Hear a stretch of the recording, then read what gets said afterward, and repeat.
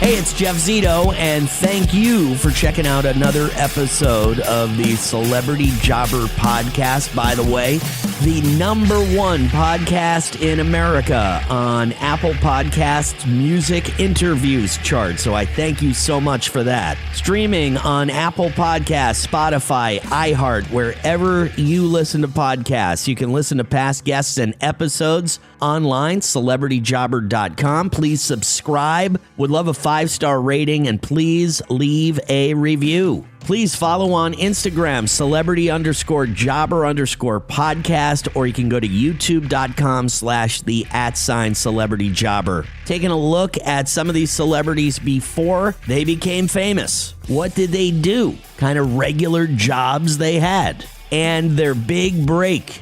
Was it a phone call? Was it a moment in time? Some situation or instance that changed their life forever. You know, I say it every week that everybody has a story. All stories are different. This one is without a doubt one of the most incredible and different stories I've heard in the almost 150 episodes of this podcast. Founding member of New York City's hardcore punk band Cro-mags, bassist and singer Harley Flanagan has an incredible life story. One that he's told in a 2016 autobiography called Hardcore: Life of My Own. He also has a documentary on his life coming out in the near future, which we're going to talk about today. This is a really interesting guy with a really interesting life. So without further ado, founding member of New York City's hardcore punk band, the Cro-mags, Harley Flanagan, is my guest this week on Celebrity Jobber. If you work as a manufacturing facilities engineer, installing a new piece of equipment can be as complex as the machinery itself. From prep work to alignment and testing, it's your team's job to put it all together. That's why it's good to have Grainger on your side. With industrial-grade products and next-day delivery, Grainger helps ensure you have everything you need close at hand through every step of the installation. Call 1-800-GRAINGER, click Grainger.com, or just stop by. Grainger, for the ones who get it done. The Celebrity Jobber Podcast with Jeff Zito. If you like what you hear, please subscribe, give a 5-star rating, and leave a review. Check out all our past episodes on Apple Podcasts, Spotify, or wherever you pod. What if these celebrities weren't famous? What would they have become? What was their first job? We're about to find out. Hey, Harley. How's it going, man? I'm all right. How you doing? I'm pretty good, man. It's good to meet you. And what what an extraordinary life, I'd say, right? That's one way of putting it. Yeah.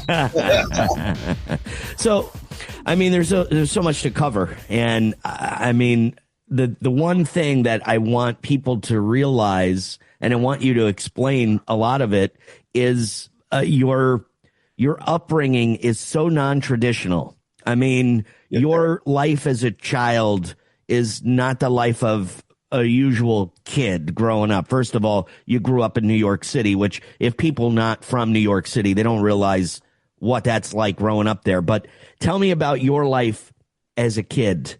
And I mean, it's crazy. Tell me about your mom. Tell me a little bit about your mom. All right. I'll start with mom. My mom was what I would say a victim of the 60s because she was very young back then. And, she was always really into music, and she was a hippie, and basically the culture of the times was all drugs and, free, love and blah, blah, blah. And it all sounds great. Everybody likes to, talk about those days like it was some glorious period of time. But I think it really kind of screwed a lot of people up, and actually I was the byproduct of that era. So, I grew up watching all the adults on drugs, watching them all running around naked, watching everybody just be a mess, and when you're a kid and you grow up in that type of environment, it's not your choice. And when you grow up in the club world and go on shows, and again, it's not something that you put yourself in. And so you get exposed to a lot of adult life, a lot of adult activity. And so, we're sponges, kids Right. especially. And this is how you learn. And Your mom was your mother was a Warhol factory it girl. Could you explain to people that don't know what that is? Could you tell them what that means? Meant that you were cool because of the people you were around and because you were like hip. She was good looking. She was young. She was like, in order to be in that circle of people, you had to either be an artist or a musician or attractive in some way. There had to be something about you, and so she was always a part of the scene. She actually is the reason that Warhol met Lou Reed and all those people. Like her and her friend invited Andy to see the Velvet Underground. That's how that whole thing started. So she was, my whole family. I mean, my aunt was really close with Bob Dylan, and I just grew up in the culture of musicians and writers, poets, and artists, and so on and so forth. And again, that sounds awesome to people who are into all of that stuff. But when you're 6 years old and you need nurturing, you need some sort of normality. So great, right? Yeah, because boundaries are critical. Boundaries are actually how you show your love for kids. Right. You seem incredibly, and don't take this the wrong way, Harley. You seem incredibly normal for what you've been through. Because I mean, what you've seen, what you've done. Celebrity Jobber. The Celebrity Jobber Podcast with Jeff Zito. And I don't want to jump the gun here because I usually during this podcast, I'll ask, it's about what your very first job was. It says celebrities' very first job. Some celebrities worked in the mall. Some celebrities worked with their father. Your very first job, correct me if I'm wrong, wasn't in the mall or mowing lawns. It was in the music business. Your first paying gig, was as a professional drummer. Am I right? Yeah, well, yeah, you are. That was my first actual my first job. But first time I ever made any money was playing music on the street with other kids from school. So It's crazy. I've always been, musically inclined. That's always been in me. Probably because, I have a lot of musicians in my family, my grandparents, my aunt. I have a lot of that goes way back in my blood. But I think that growing up in a culture of musicians and artists definitely nurtured that. And just growing up in a counterculture type of environment, getting a regular job really wasn't on the horizon, right. Going to college and becoming a this or that. That was never really part of the thought process, You look back and do you wish you did have somebody to say, hey, Harley, do you want to go to school? What do you want to study? Do you look back and just kind of, I don't want to say resent because you've had an extraordinary life and nobody will ever be able to take that away from you. But do you kind of resent the fact that maybe there wasn't somebody out there to kind of steer you maybe? That's a great question. And yeah, yes and no.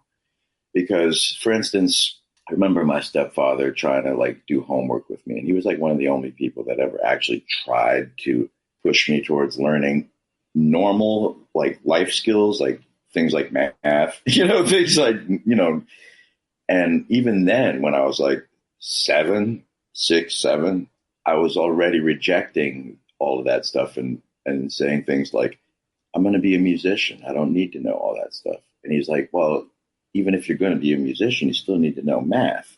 This was already a discussion we were having when I was cool. 7, 8 years old. He's like, come on, kid. And I'm like, but this is what I'm going to do. This is what and it's who the hell at 7 years old has already got that in their head, And then, so yeah, it's been nuts. And then, but you were no dummy. You're no dummy. I mean, tell me about you. You had a published book at the time you were 9 years old. Yeah. Well, how did that happen? It happened just because my mom was tight with Allen Ginsberg, and we knew writers and publishers and stuff. Crazy, right? Yeah, Crazy.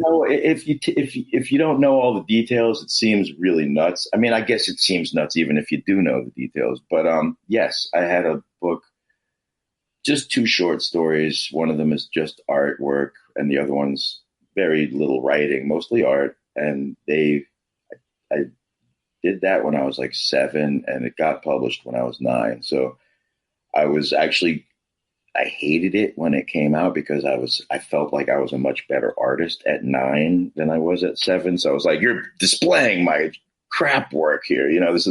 This stuff sucks. I'm on a whole nother level now, at 9.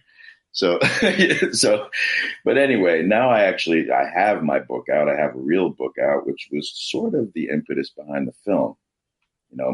Was it therapeutic for you to write the book, to have, work on the documentary? Yes and no. Okay.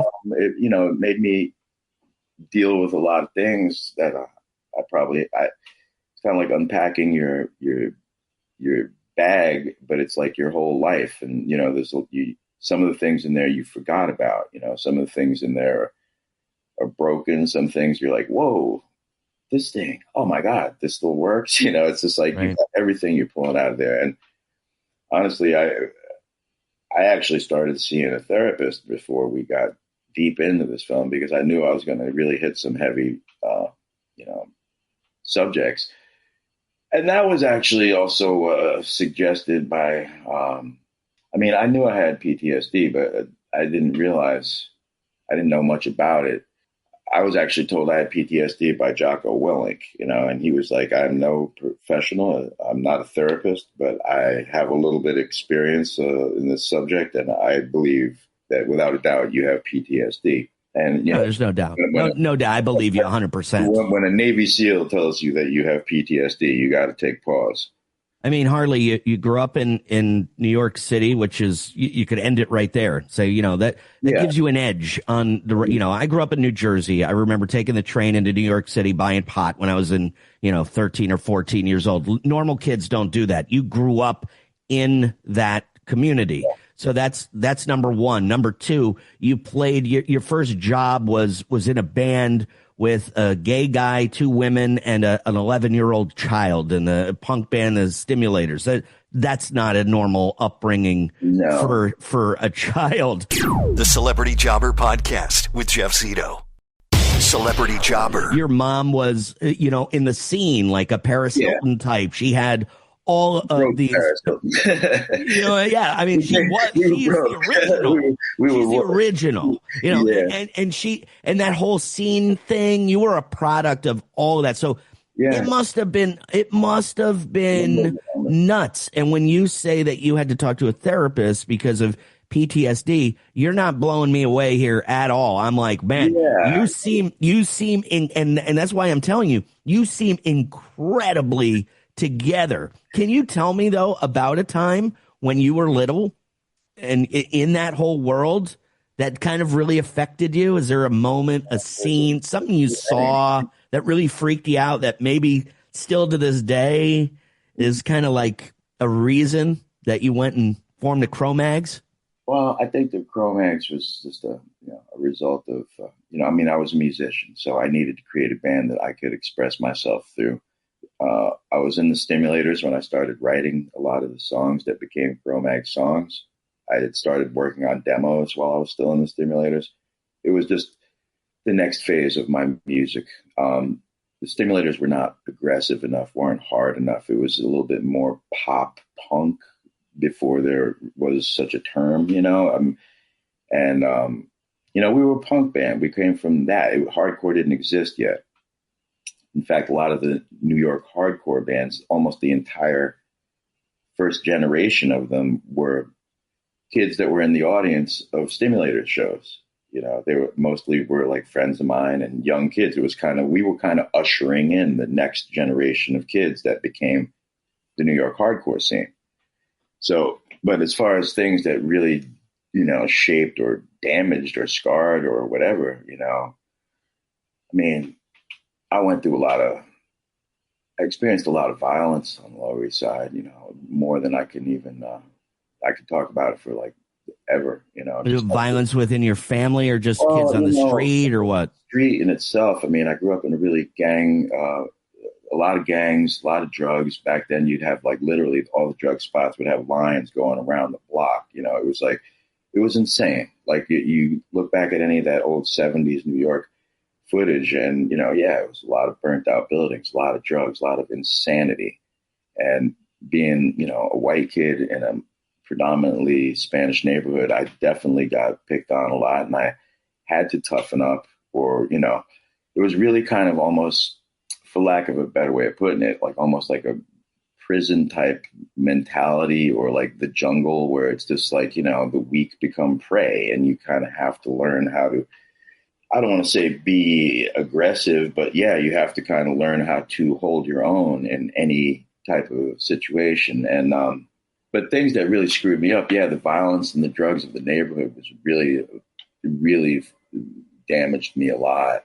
Just experiencing the type of violence I saw and was a part of, for that matter, a victim of and causer of. I'm not going to pretend I wasn't a problem youth, but also, sexual abuse, just being part of the culture that I was in. People, downplay it, but like sexual predators and drug abuse, it's like what rock and roll is made of. I mean, think about it, Joe, Robert Plant, it was like fucking 14-year-olds and shit.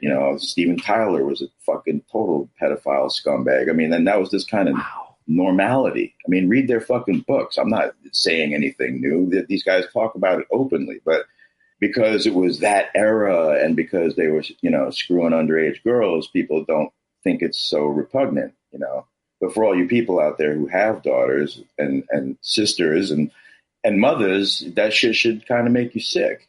Yeah. But because I was a boy getting molested, mostly by women, but not exclusively, all of a sudden that kind of freaks people out. Like, all my friends thought it was cool when I was, 12, 13, and I was like screwing adult women, but that was just because my friends were jealous and they were only like a little older than me. So you got 16, 17, 18-year-old boys jealous of me for getting laid. Well, of course they're jealous. They're all trying. Right. But psychologically that had some kind, psychologically you're 10, 12, whatever you were, having sex with a grown woman, it messes you up. You actually know what is really going on, and it screws you up, as far as relationships and sexuality and everything else. You don't know what's right and wrong. It really, so between that and the drugs and, that's enough.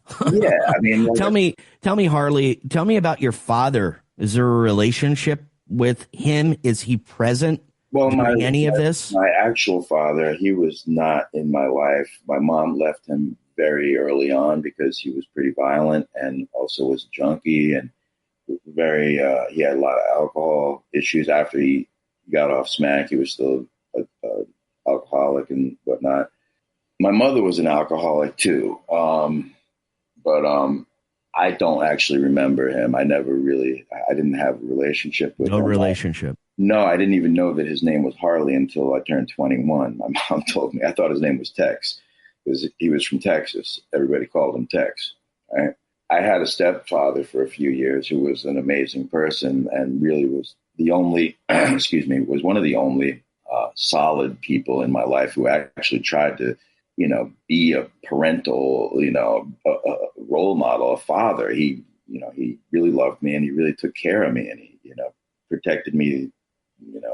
I think that he kind of instilled a lot of the moral compass that I have that actually is the real me, is who I am at my core. I think the violence and the aggression and all all the other layers, I think, are the dirt on top of me, right. Things that I kind of like was rolled around in until I almost couldn't get it off.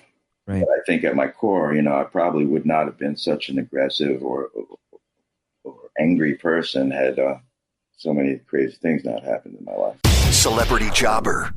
The Celebrity Jobber podcast with Jeff Zito. So Harley, can you think of I mean, we're talking about a published book when you were 9 years old, 11 or 12. You were a professional drummer in a real band, the Stimulators. Yeah.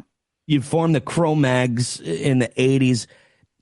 Can you, out of all this stuff that's happened to you, is there like a moment in your life that you can think to that was maybe your big break? When did everything change for Harley Flanagan? When was it Cro-mags? Was it after Cro? Like when did maybe money and just everything kind of clicked in your life?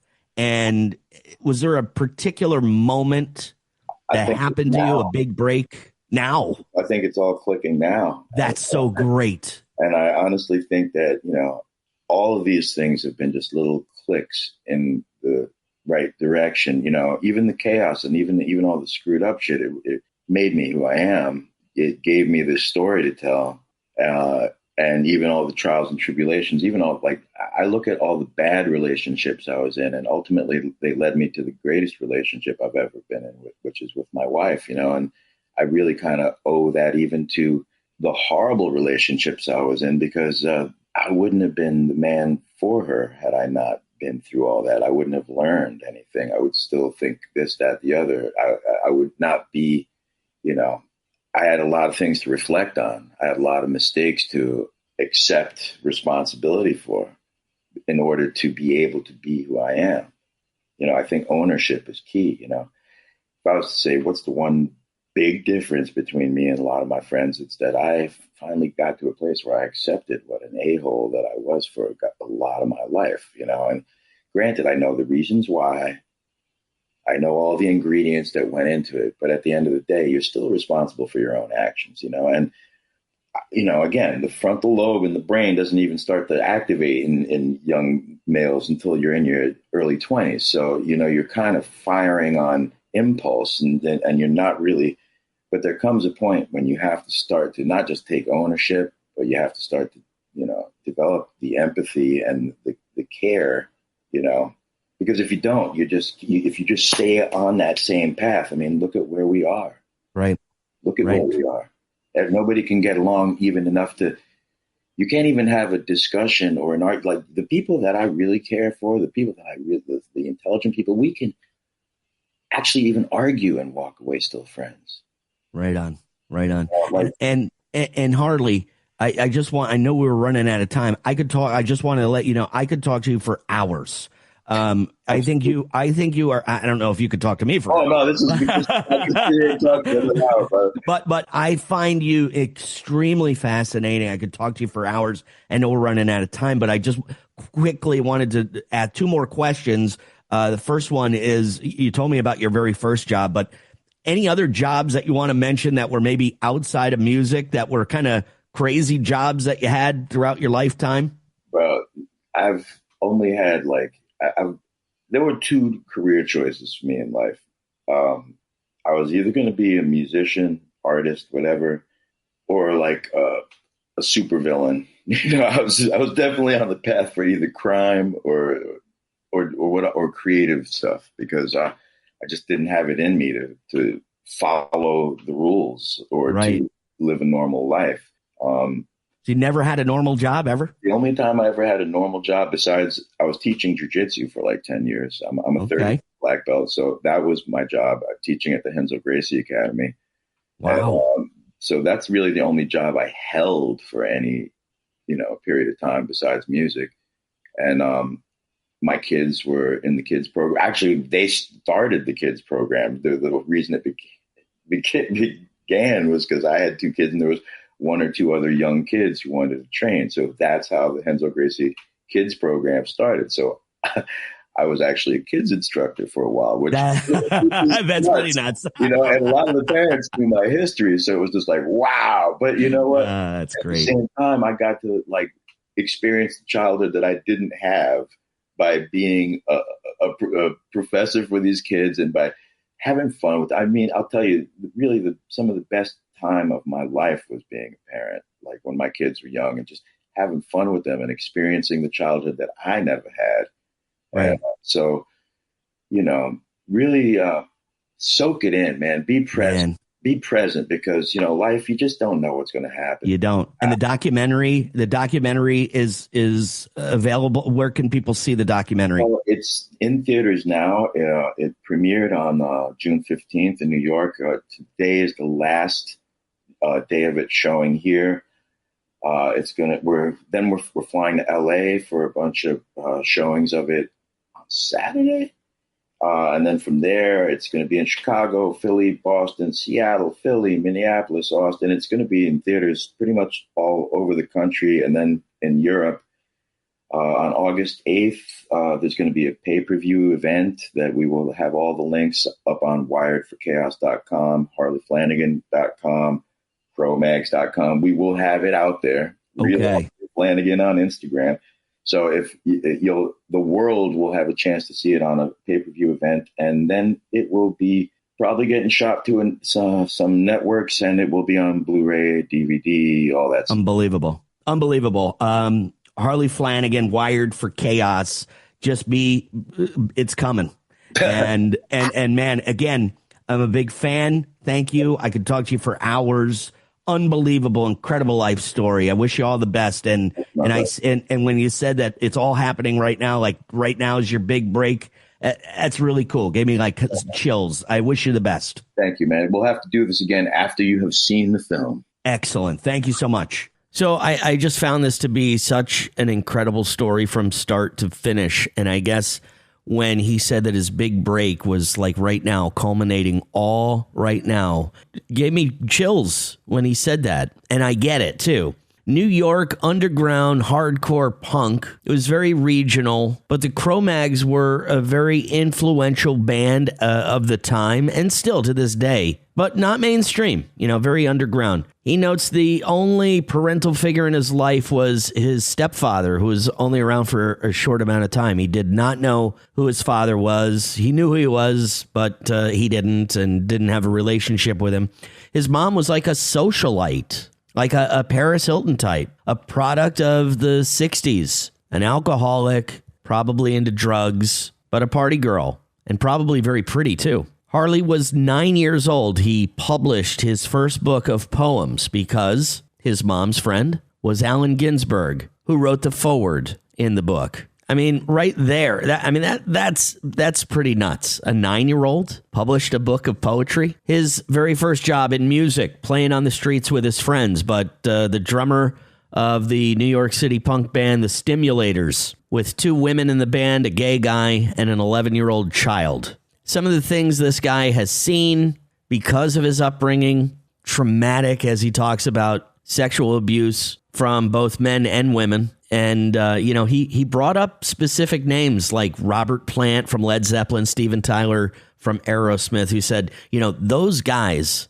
were, banging underage girls big time because in the 70s, it was okay, quote unquote. It's not okay. But that was the time, and he shined a light on that, which I thought was pretty crazy. His only real job in his whole life, he taught jujitsu. He says he's done that for 10 years. So he's kind of had somewhat of a normal life for a period of time. Really excited to see this documentary, which going around the film festival circuit right now. It'll be available for pay-per-view coming up in a few months. It's called Harley Flanagan, Wired for Chaos. Do yourself a favor if you're not familiar with the band Cro-mags. Go to YouTube and listen, and you'll be like, wow, this doesn't sound like old music. It's like a cross between punk and thrash. It's like heavy metal in layman's terms for, today's type of music, What a great story, man.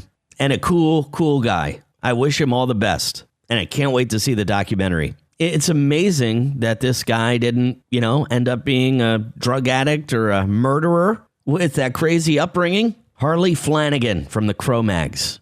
Very, very cool guy. Thank you so much for making this the #1 podcast in the United States on the Apple Podcast Music Interviews chart. Streaming everywhere you hear podcasts. iHeart, Apple Podcasts, Spotify. Please subscribe. Would love a 5-star rating and leave a review. You can check out past guests and episodes online at celebrityjobber.com. And once again, you can follow on Instagram, celebrity_jobber_podcast, or youtube.com/the@celebrity-jobber. Everybody's got a story, some more crazier than others. This one was probably the craziest. A published author by 9, professional musician by 11. Definitely not the norm, that's for sure, right? Thanks again for listening to another episode of the Celebrity Jobber Podcast. And until next week, I'll see you then. I'm Jeff Zito.